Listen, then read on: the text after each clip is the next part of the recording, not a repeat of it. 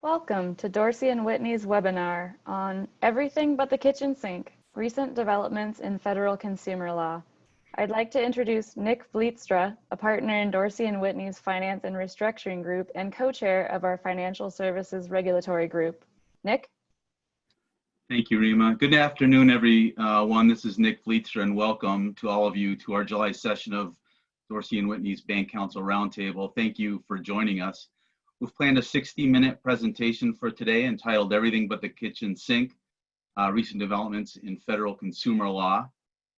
We have three speakers on our panel, and they are Walt Mix, Erin, Bryan, and Joe Lynyak. By way of an introduction, Walt Mix is head of the financial services practice at Berkeley Research Group. He's a former commissioner of the California Department of Financial Institutions, now called the Department of Business Oversight. And he also previously served as a banking executive at Union Bank of California. Erin Bryan is a financial services attorney in the Finance and Restructuring Group at Dorsey and is co-chair of our Consumer Financial Services Group. Erin is also an American Bar Association Business Law Fellow and a member of the ABA's Banking Committee. Erin works in Dorsey's Minneapolis office. And most of you know Joe Lynyak, who's a partner in the firm's Finance and Restructuring Group and is a nationally known bank regulatory lawyer practicing out of the firm's Washington, D.C. and Southern California offices.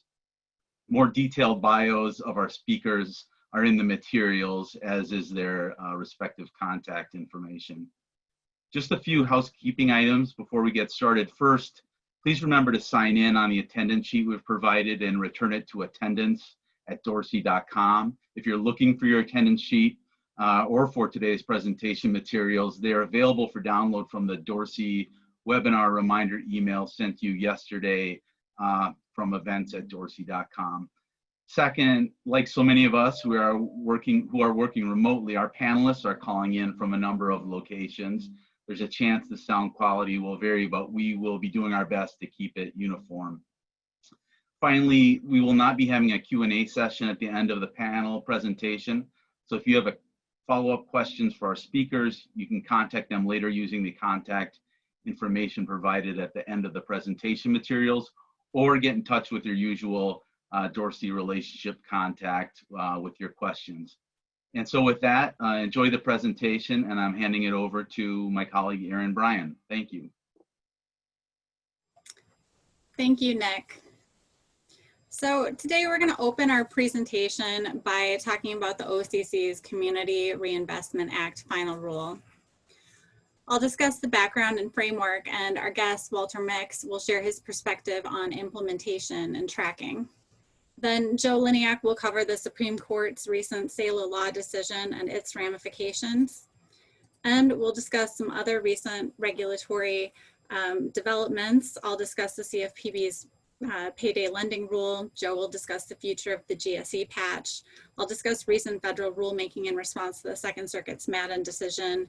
And if we happen to have time left after covering all of these topics, we plan to also briefly discuss the fair lending implications of the Supreme Court's Bossstock decision, the CFPB's proposed Libor amendments to Reg Z, and the CFPB's rulemaking and supervisory priorities for the coming year.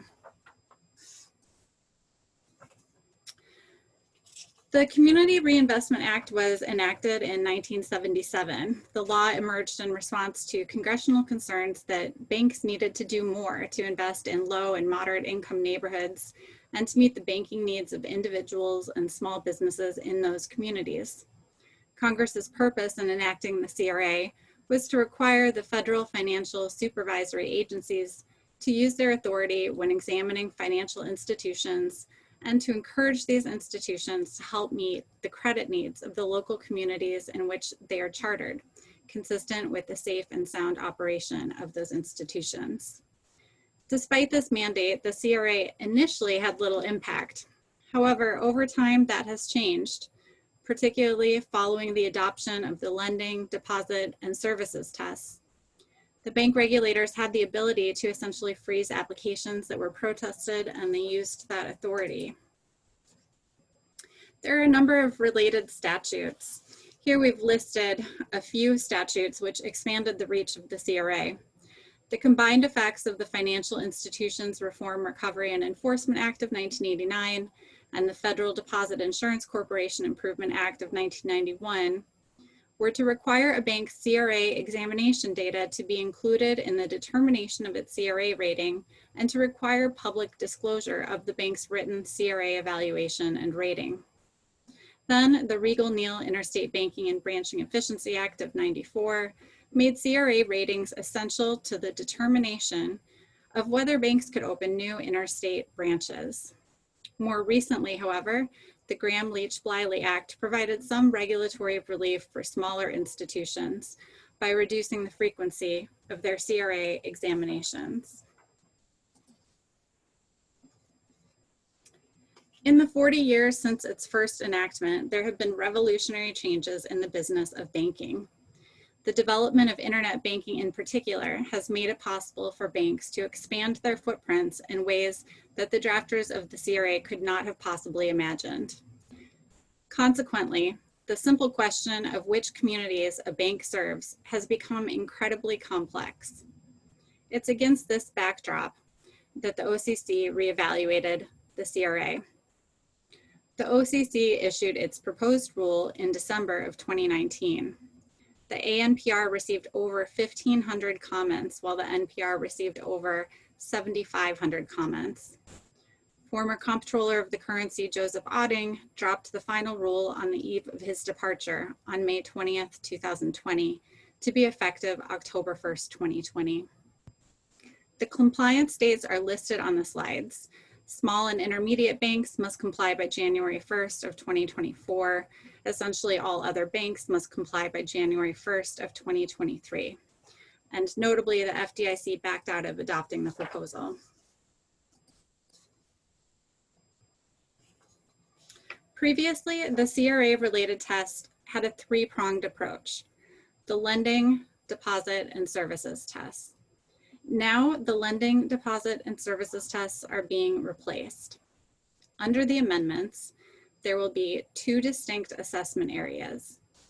There will be specific CRA-approved activities within those assessment areas, and there will be expanded community investments and activities, which now include areas that had been frequently disallowed in prior CRA compliance examinations.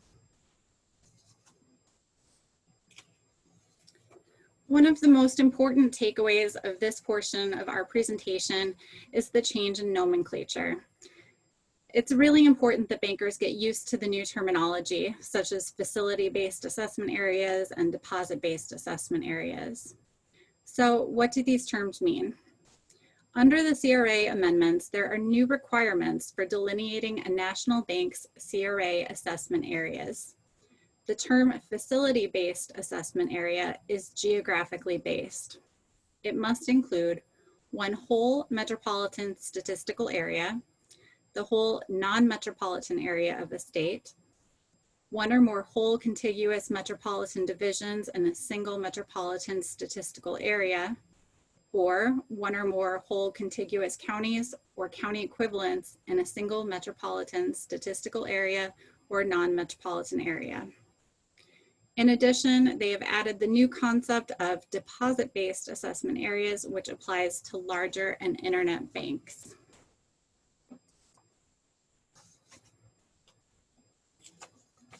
Now we get to the real benefit that the new rule offers to banks, which is that it expands what qualifies as a CRA activity and provides banks with the ability to obtain advance approval for a potential investment. In the past, regulators were very reluctant to issue guidance on what an effective CRA might be, but it was clear that there would be a very limited scope. This really expands on that. The CRA amendments actually identify qualifying CRA activities and investments. They expand and identify qualifying CRA activities and investments as opposed to merely identifying qualifying activities as those falling within the broad yet undefined categories of the lending, investment, and services tests. There's a broader scope of CRA-related activities that qualify to receive the CRA credit. There are specific categories of activities that qualify for CRA credit. national banks now have access to pre-approved lists of specific loans, investments, and other activities that fall within the scope of the new CRA categories.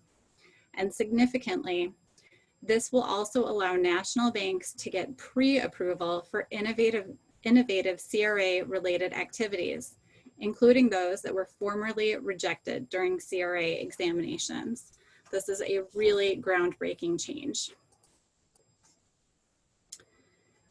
I have a few final comments on the structure of the rule before I turn it over to Walter to discuss record keeping.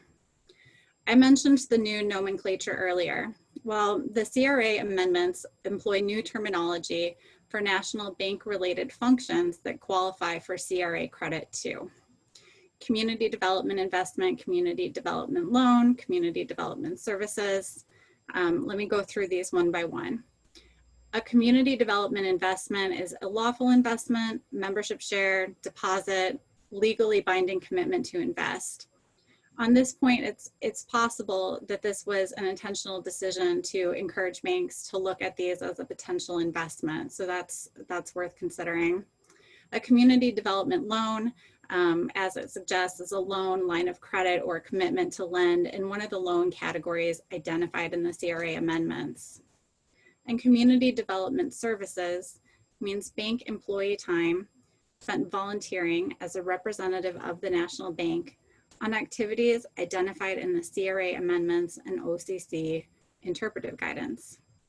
Finally, the CRA amendments also incorporate categories of loans and other banking services that qualify for CRA credit if they partially or indirectly benefit low or moderate income communities within a national bank's assessment areas. And that has proven to be one of the more controversial aspects of this.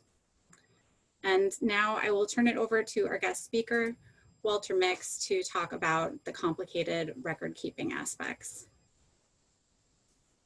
Good afternoon, everyone. Greetings from Los Angeles. I think most of us have been homebound for a few months. And so it's always great to be able to speak with people from other parts of the country and gain their perspectives. My name is Walt Mix, as was indicated. I used to run the California Regulatory Agency. I was a real banker, and I've been an advisor to banks on governance and risk management for many years now. So here we are in the COVID-19 era with a wholesale switch, if you will, to technology and digitization.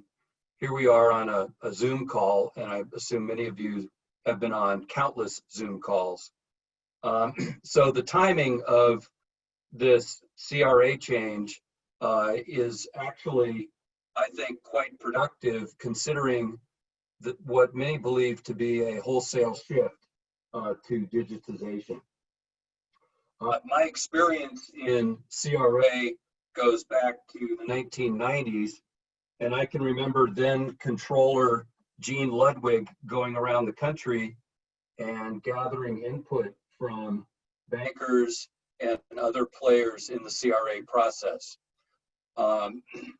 So what the OCC has tried to do, and this is on slide 12 here, is they've made an effort in listening to the banking community and to community groups to come up with a way to quantify loans and a way to think about the dollar value as it relates to different types of permissible CRA activities. And I won't go through the slide in detail here, but there are a number of issues that remain to be determined, as is indicated at the bottom of slide 12. The rule does not include performance metrics with respect to a CRA rating, and that will be something that will be pursuant to a future rulemaking. I'm going to go through the next slide on 13, and then I'm going to tell you what I think this all really adds up to and what you can do now. So on slide 13, The record keeping and retention requirements, some of this is already being done by banks with respect to HMDA and the CFPB. For those of you who've been in the banking business for a while, and those of you who've been on the legal side of it, I think everybody knows that HMDA data and HMDA LARs and some of the things that the CFPB has been doing can be, quite concerning to bankers because they form the basis for lawsuits and other types of regulatory actions that can be brought. So much of this data is being created and retained in a way, but much of it is going to be substantially expanded under this new rule. So now I'm going to shift to what I think all of this really means in terms of data and record keeping. First of all, as was mentioned by Erin, the OCC will respond to requests for interpretive guidance. I would strongly recommend that everyone take advantage of that opportunity and reach out to your regulator with any questions that you might have.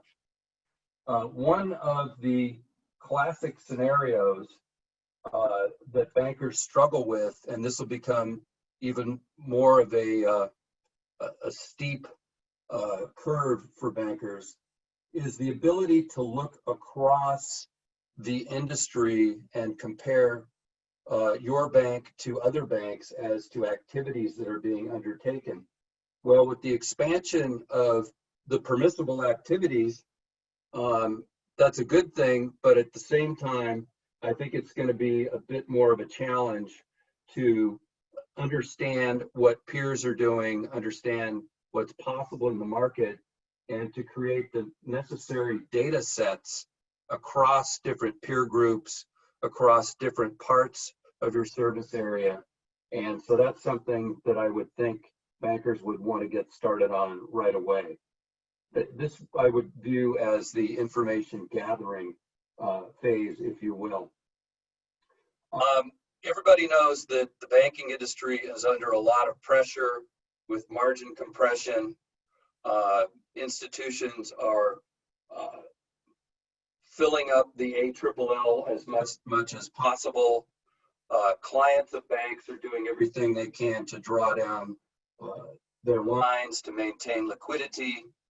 So what I'm seeing is many banks are trying to find ways to use technology to become more efficient wherever they can control costs. And this includes CRA, BSA, you name it. They're using machine learning, artificial intelligence, anything they can to try to become more efficient and more effective.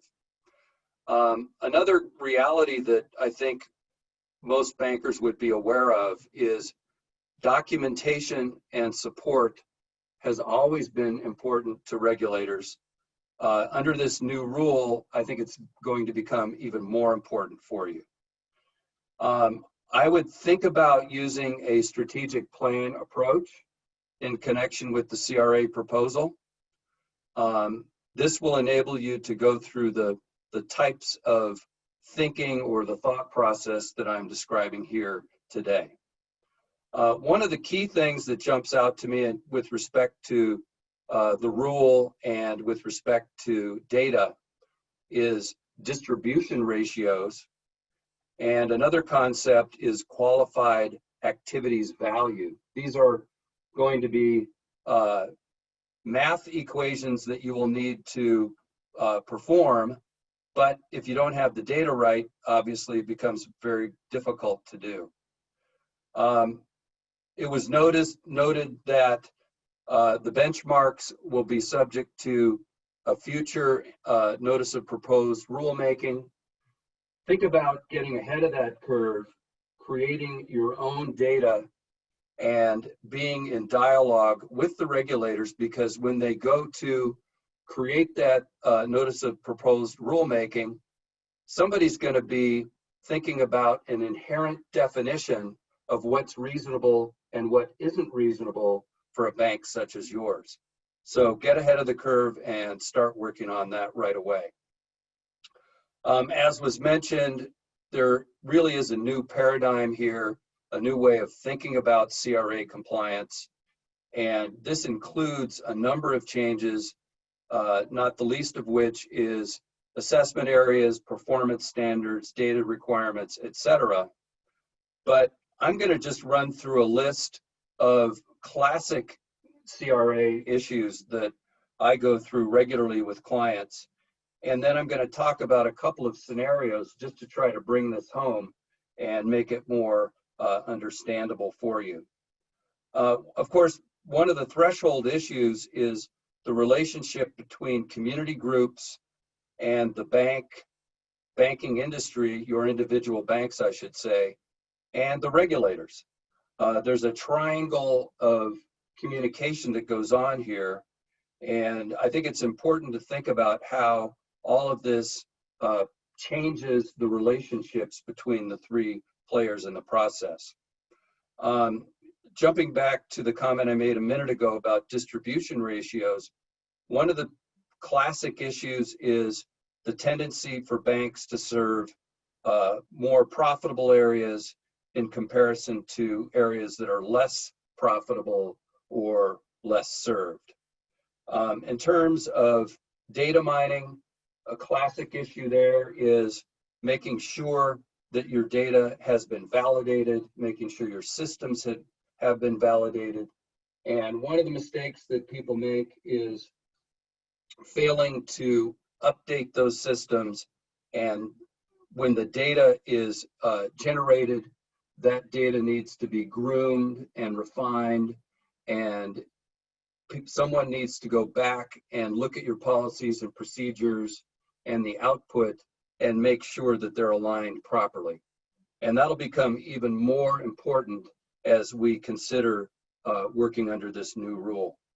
Another issue is peer group analysis and analyses within specific areas. This is going to become more challenging in a way, but also potentially more beneficial to you. I'm thinking about a bank that I worked with in the Southeast where we created a whole new peer group that was beneficial to their strategic plan and educated the regulators about why that peer group made sense. And it was a real win for that bank, but that was all based on empirical evidence. Another issue is transparency. I think everybody knows there's a bit of a hide the ball game that can happen here. My hope is that transparency will be improved between that triangle of three parties that I just mentioned. The other issue is how much is enough in the CRA world. Many bankers are perpetually confounded by the issue of how much is enough and why do we need to do more in that particular area. I think this data-driven process will be beneficial for you. So to try to bring this all home, I'm thinking about a couple of recent projects that we worked on at BRG. One was an instance where the bank simply wanted to get a passing grade and move on and keep the community groups at bay. In this case, we worked with the institution on all of those classic issues that I mentioned above. And it worked out quite well because we were able to tailor the data and the program. But the missing piece was communication with the regulators and communication with the community groups. But as I say, I think this data-driven process and this new paradigm will be beneficial. Another recent scenario or case that we worked on was a bank that really had a pretty good program in place, but it was very poorly organized. And they were doing a lot of the necessary things under the CRA, but they weren't communicated to the community groups and the regulators. So properly grooming the data, doing an independent review, creating new policies and procedures and communications. Those were all the types of things that were the output of that project.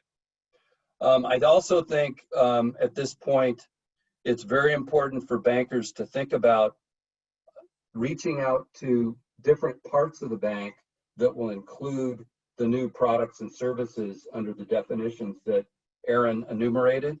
So cast that net broadly and mine the minds of people at your institution. I think you'll find some excellent ideas using that kind of an approach that can then be rolled up into your strategic plan. Final comment for me is everyone knows there's an election coming up in November, and just putting aside any partisanship here, I think how these rules are defined, the decisions that are made by the OCC will vary widely depending on who is in the White House, who the controller is, and the like. So just a little aside there for you as you think about how to implement under the new rule. So that's it for me.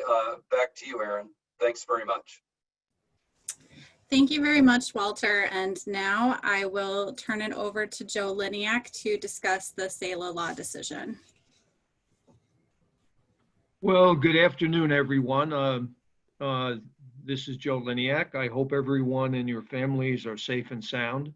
We're going from the day-to-day CRA issues to a short discussion for those of you who are constitutional law nerds to talk about. And it really does have some repercussions which we're going to be dealing with over the next several years. And it's the Sala Law Decision, which recently came down in the Supreme Court, but it reaches back many, many years. And I just want to talk a little bit about it because it implicates our favorite agency, the CFPB.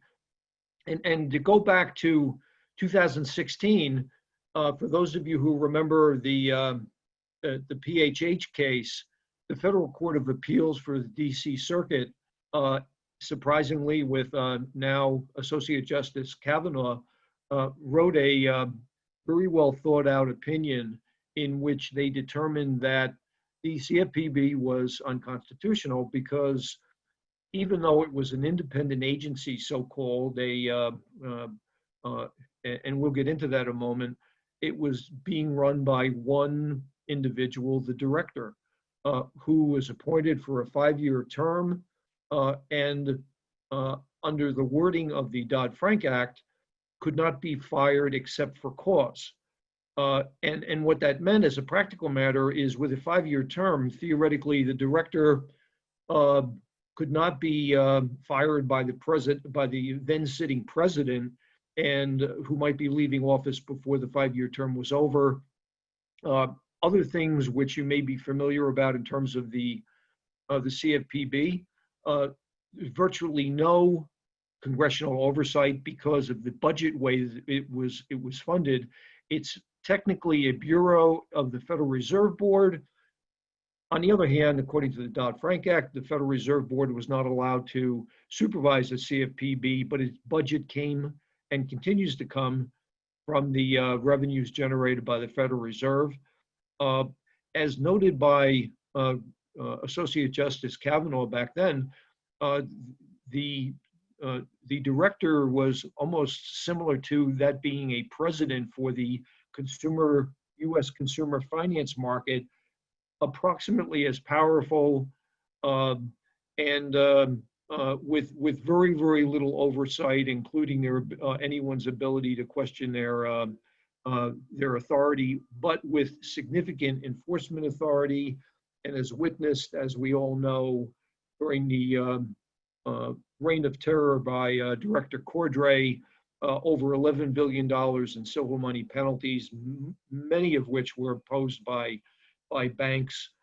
Not a good thing. And by the way, the number is now well over $12 billion, but has ramped down significantly as a result of the change of the administrations. Next slide, Erin, please. A couple of decisions, and this is important to understand what was going on in the background, is the Humphreys executor decision, which goes back many, many years, where someone who actually was an officer in the then administration but passed away, his executor sued for back pay, and the issue was whether or not the board, which was in existence at that point, was constitutional. And the court in that case held that it was abracadabra, a new thing, an independent agency, and it was a board. And as long as the agency, its functions were limited, not necessarily with executive power, but rather with judicial power, a commission form of government in which the president has got a limited ability to fire someone without cause, was constitutional. We next jump to 2010, and what is really a very important case, the free enterprise case, in which again there's another board, and the federal government, as many states have got, innumerable little boards wandering around and doing whatever it is they do. And the question was whether or not, in terms of the structure of this accounting oversight board, it was constitutional. And the Chief Justice in that case said very, very clearly that while there was an attempt to extend the scope of Humphrey's executor, there was clearly a statement made that the Supreme Court was not going to extend the independent agency exception from the power of the presidency beyond where Humphrey's executor left it. There is also another case, Morrison versus Olson, which is kind of a curious case because it had to do with the independent prosecutor, which was created following the Richard Nixon debacle. A lot of folks would believe that if called upon to look at this case again, it would be overruled in light of the current theories of executive power. Next slide. In the Sheeler case itself, Sala Law is a California-based debt relief law firm, and they received a civil investigative demand from the CFPB, which, as we all know, is not really asking for information as opposed to targeting you because they intend to take enforcement action against you. And the Sheeler firm responded aggressively and asked that the CFPB set aside the CID because it violated the CFPB, the separation of powers, based upon the same arguments that we just discussed in the PHH cases which preceded it. And the CFPB sued, and the CFPB actually has got some interesting authority other than being able to go to the Supreme Court. The CFPB has got litigation authority not only administratively but also judicially, and the Supreme Court granted cert to address the constitutionality of the CFPB structure. And as I mentioned, in terms of the free enterprise case, guess who wrote the opinion? Well, it was the Chief Justice, and he quoted many provisions of his own decision on the free enterprise case, and indicated that the CFPB structure does violate separation of powers, but also because Dodd-Frank contained what is very typical for these omnibus types of bills, a severability clause saying that a provision of law, if found to be unconstitutional, could be severable if possible from other statutory provisions. The court held that we will rewrite and delete actually a few words meaning that the president could remove the director at will, and thereby reinstate the constitutionality of the CFPB. Next slide, please. And it certainly raised questions about the validity of prior CFPB actions. And you may recall in the past, there was also some litigation about the appointment of the then Director Cordray. And again, that was deemed to be improper. And what they did is they issued a number of ratification conclusions, which were helpful, so that you did not have to look back and say that everything that the CFPB did since 2012 were invalid.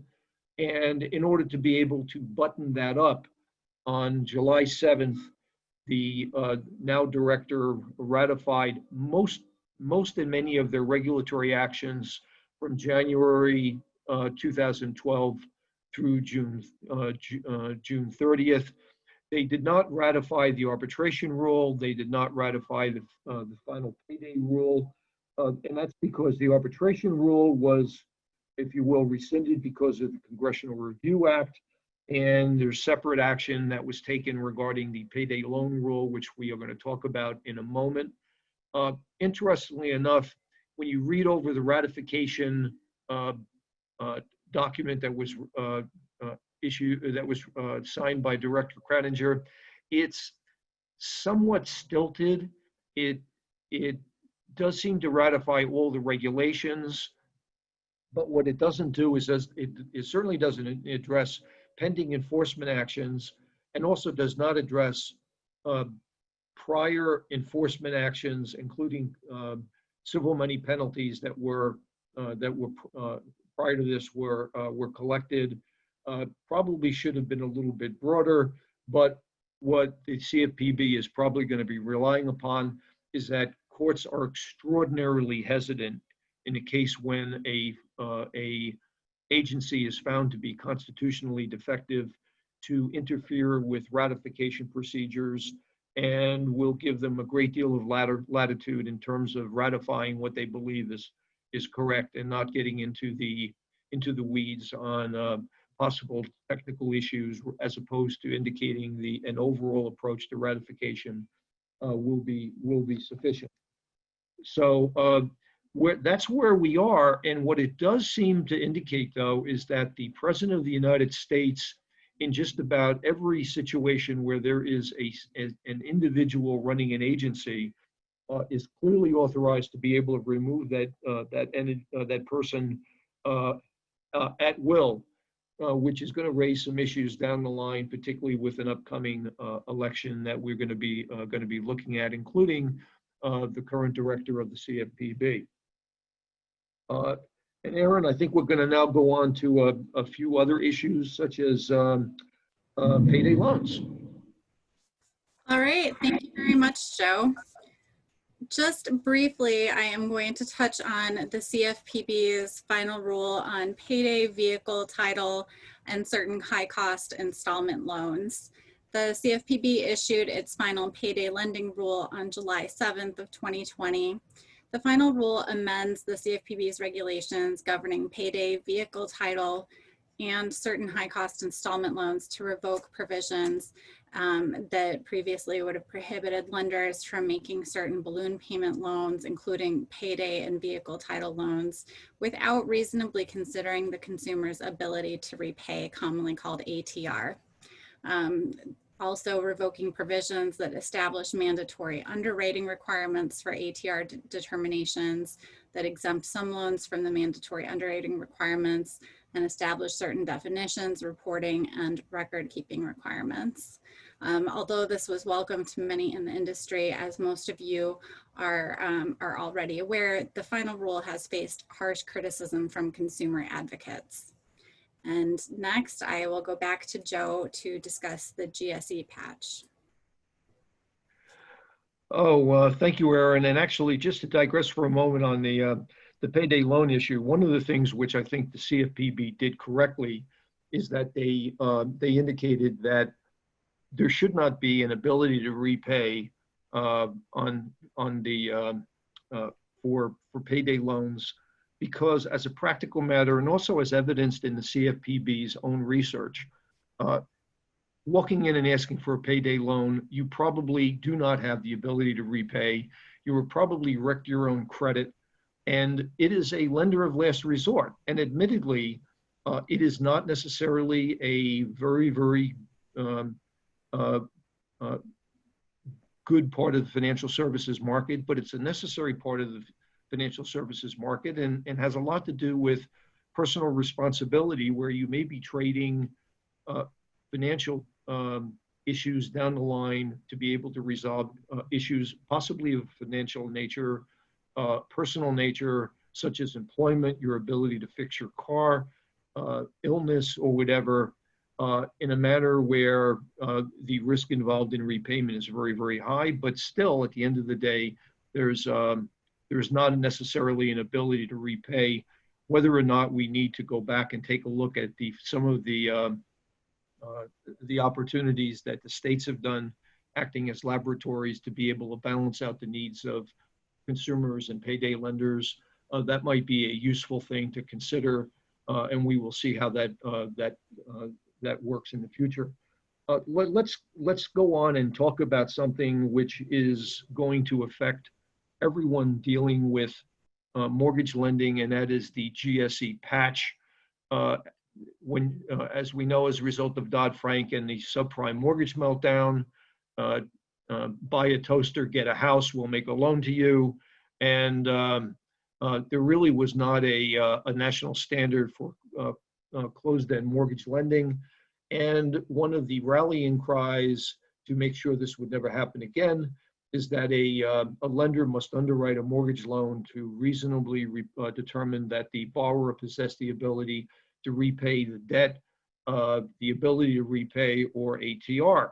And at that time, the CFPB came out with a very comprehensive set of mortgage requirements, including the ATR requirement, and identified 8 factors that a lender must consider, and still must consider, to verify as underwriting in order to indicate that you have satisfied the ATR requirement, but also came up with the concept of a qualified mortgage, meaning that there could be a safe harbor that you were deemed to comply with the ATR if you comply with a number of things.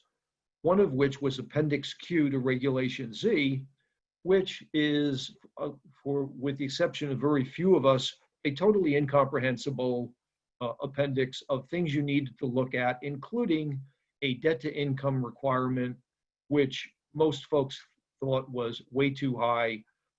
And even back then, there was a recognition that by imposing the DTI in Regulation Q, it would seriously hamper mortgage origination going forward. And in order to avoid that issue, what the CFPB did is that they created what's known as the GSE Patch, where the CFPB allowed lenders to qualify loans by running the loan application through the GSE's desktop underwriter or loan prospector, and obtaining an approval that the loan was authorized by one of the GSEs, Fannie or Freddie, to be purchased. Now, that didn't mean that they had to purchase it, but that it would qualify for purchase. Next slide, please. Now, the GSE patch is set to expire in January of 2021. And actually, for the last several years, there have been many folks that have been advocating that the patch should be extended. However, candidly, there is a coalition of DC lobbying interests that just plain hate it and have argued forcefully against the extension of the patch. Now, the implications of getting rid of the patch are pretty formidable, in that you would have to comply with Appendix Q.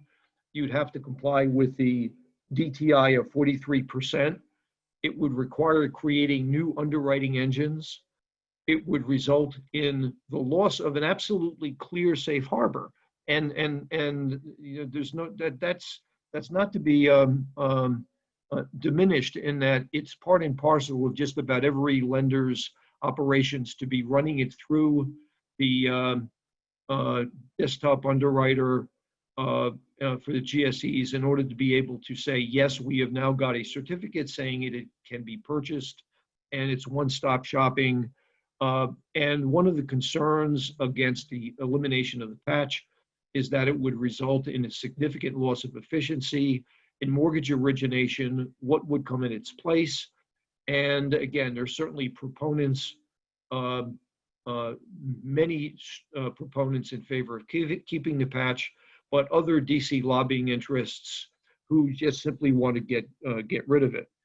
And what we end up with is a decision on the part of the CFPB to maybe extend the patch and to do a couple of things. One, there's two notice of proposed rulemaking. The first one would amend the QM definition in Regulation Z. And what it does is very interesting because of the difficulty in Regulation Appendix Q of the 43% DTI. It proposes to get rid of Appendix Q. And in its place would be a pricing structure which would create a de facto safe harbor depending upon the pricing of the loan that is originated, and the origination of the loan is effectively linked to the pricing that we're familiar with for higher cost loans, and there's a graduate scale depending upon the amount of the loan and so forth.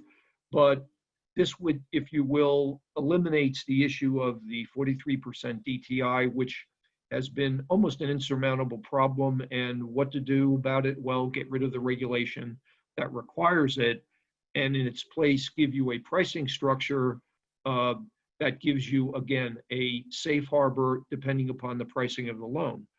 The next is to, and this is again an important one, is a proposal by the CFPB to extend the GSE patch until the final QM definitional rule, which was proposed on the same day, is put into place and becomes effective, which means that this will go on beyond January 2021. This is going to certainly engender a great deal of debate as to how this works, how it should mean, what it should mean, what the pricing should be that they want to substitute. And it also raises a curious question, and that is, if the QM definition is replaced, whereby you end up with a pricing structure below which something is de facto a QM, does that mean that you would still be able to utilize the GSE underwriting engines if, after running it through those underwriting engines and your own pricing structure, you end up falling within the safe harbor that the QM definition has proposed? Kind of an interesting way in which both sides could theoretically win on this. It is going to be complicated, is going to take a great deal of economic analysis to look at, and it's not going to be resolved soon. But now we've got a little bit of leeway, and folks need to decide whether or not they need to look at new underwriting approaches and pricing approaches. But this will end up long-term being a very, very big deal for clients. Next, we're going to talk about another mortgage-related issue, which is the Madden decision and the Madden fixes. And I'm going to throw it back to Erin. All right, thank you, Joe. We are now on the clock. We have 10 minutes left, and we'll see how many more topics we can get through before we reach the end of our allotted time. So first up, in 2015, the Madden v. Midland funding decision This was a Second Circuit decision that held that a non-bank buyer of a loan that had been issued by a national bank could not export the originated rate of interest. The Supreme Court later denied cert. This raised a lot of questions in the industry and caused a fair amount of disruption to the secondary market, not just for national banks, but for state banks as well, when they're operating using the authority of Section 27. The FDIC followed the OCC in promulgating a valid when made rule for national and state chartered banks. The so-called Madden fix amends Part 7.4001 of the OCC's regulation to overrule Madden. And on July 28th, the OCC clarified when a loan is originated by a national bank in a proposed rule. It would amend the regulations to state that a national bank or Federal Savings Association makes a loan when the national bank or Federal Savings Association, as of the date of origination, is named as the lender in the loan agreement or funds the loan. And the FDIC quickly followed suit. The final FDIC rule mirrors the OCC's Madden fix and states that state banks are authorized to charge interest at the rate permitted by the state in which the state bank is located, or 1% in excess of the 90-day commercial paper rate, whichever is greater. And whether interest on a loan is permissible under Section 27 is determined at the time the loan is made. And interest on a loan permissible under Section 27 is not affected by a change in state law, a change in the relevant commercial paper rate, or the sale, assignment, or other transfer of the loan. So all in all, this has been welcomed by the industry. And since we have a few minutes remaining, I'm going to briefly mention the Supreme Court's Bossstock decision, which has received a lot of attention from employment lawyers, but maybe less so from banking lawyers. However, it does have some fair lending implications. The Bossstock v. Clayton County decision, the Supreme Court held that terminating an employee for being homosexual or transgender constitutes discrimination on the basis of the employee's sex in violation of Title VII. I use the word homosexual here because that is the term used by Justice Gorsuch, which has raised some questions by LGBT advocates about whether that specificity was meant to exclude other groups. But anyway, while the decision did not directly apply to the ECOA or the Fair Housing Act, the reasoning of the court would support a conclusion that the parallel sex discrimination provisions would apply to a person who is discriminated against in credit or housing because that person is homosexual or transgender. All right, and Joe? All right. Let's talk a little bit about Libor, and we have done several presentations on Libor, and maybe unfortunately, because they've got nothing better to do, the CFPB issued a unbelievably gobbledygooked set of guidance on Libor transition, and there's 4 major proposals which focus primarily on index changes for HELOCs and credit card accounts. We certainly don't have time to be going into it in any great depth, but do want to raise a point that it probably is a proposal that should not have been made as opposed to thought through, in that right now the whole Libor transition issue is in flux. There is a great deal of concern both on the commercial side as well as the consumer side as to what should work, how it should work, and what I think a lot of us need to keep in mind is there's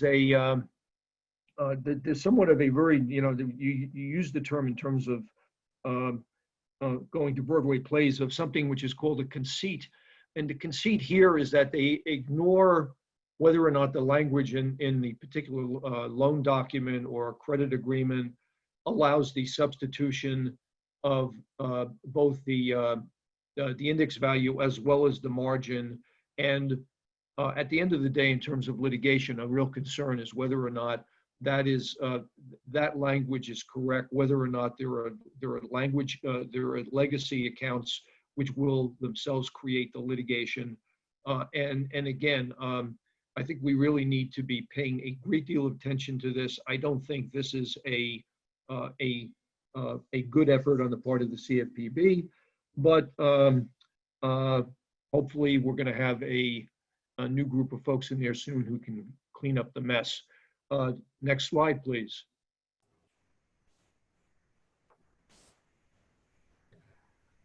And again, this is not, go back. Okay. It's okay. We are, as we're ending up the presentation here. What I think we do need to focus in on is that the CFPB is a highly politicized organization. You may recall that when Mr. Director Mulvaney became wearing several hats, the acting head of the CFPB, they brought in political types to help run the agency or look over the shoulders of staffers. They radically changed the enforcement posture, going from high-profile enforcement actions. The civil money penalties have been reduced almost to non-existent. In fact, recently someone who was frankly a very, very bad actor pled absence of funds, and they said, well, he has no money, let's just not collect the money from this, what is clearly a really, really bad guy. But I think that what we need to look at is right now the CFPB is playing small ball, and some of the things they issued are certainly complimentary in terms of continuing their work, but they're clearly playing small ball, and this may come to an end in January of next year. What will happen? Clearly, the President of the United States, as a result of the Sala decision, will have the right to ask politely or impolitely for the director to leave. What will happen in terms of how the senior staff at the CFPB will be staffed, whether or not it will be reasonable folks or true believers in aggressive consumer enforcement, really does remain to be seen, and whether or not we're going to be going back to the days of Director Cordray and his approach as opposed to where they are now. I would still continue to argue, which I argued right after the adoption of the Dodd-Frank Act, that the CFPB really should have a 5-person board similar to that of the FDIC, with the director operating the agency and yet bringing to the forefront folks who have got real expertise in several areas of consumer law, because consumer law is extraordinarily complicated, and bringing to the table people who have got votes, who can talk about those areas in a voting capacity would be, I believe, very, very helpful, and balance out long-term the way that the agency proceeds. So we are now gone through many, many issues, and I think I'd like to turn it now over back to Nick to wrap up. Thank you, Joe. Thank you, Walt, and thank you, Erin, for that interesting presentation. Thank you to our audience for your attendance and attention. Just a couple reminders. Please remember to sign in on the attendance sheet and return it to attendance@dorsey.com. And remember, if you have questions for our speakers, contact them using the contact information provided in your presentation materials, or get in touch with your usual Dorsey relationship contact. So thank you again, everybody, for your participation. Have a great evening.